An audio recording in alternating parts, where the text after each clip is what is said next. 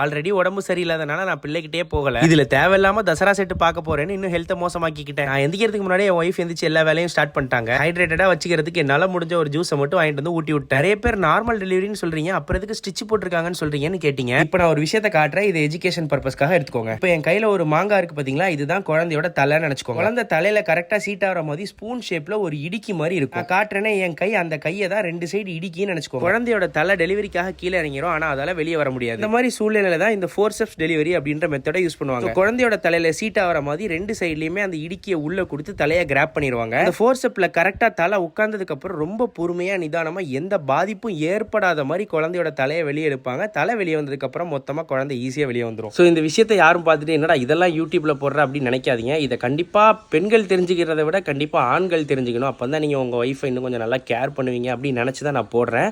So இந்த மெத்தட்ல தலை வெளியே வர்றதுனால என்ன ஆகும்னா, பெண் உறுப்புக்கு கீழே பார்த்தீங்கன்னா தானாவே கிழிஞ்சிரும். அப்படி இல்லைன்னா அவங்களே மேனுவலாக கிழிச்சு இந்த ஃபோர்செப் மெத்தடில் வெளியே எடுப்பாங்க. அதுக்கப்புறம் ஸ்டிச் பண்ணிடுவாங்க. அதனால தான் நார்மல் டெலிவரியாக இருந்தாலும் ஸ்டிச் பண்ணுவாங்க.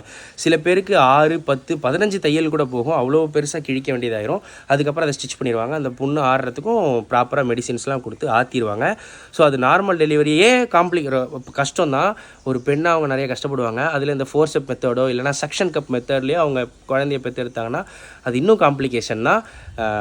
ஸோ அதை நீங்கள் தெரிஞ்சுக்கணும் அப்படின்றதுக்காக தான் போடுறேன். என்னடா இதெல்லாம் போடுறேன் அப்படின்னு யாரும் அறிவிற்கத்தக்க மாதிரி இந்த வீடியோவை பார்த்துறாதீங்க. தெரிஞ்சுக்கணும் அப்படின்னு நினைக்கிறேன். நான் எல்லாரும் காய்ச்சலுக்கும் சளிக்கும் மருந்து ஊசிலாம் போட்டிருக்கனால குளிச்சுட்டு சாமி கும்பிட போயிட்டேன். பிறந்திருக்கிற எங்கள் குழந்தைக்கும் ரொம்ப குட்டியான ஒரு ஹெல்த் இஷ்யூ இருக்குது. அதுவும் சரியாகணும்னு நானும் வேண்டிக்கிறேன், நீங்களும் வேண்டிக்கோங்க.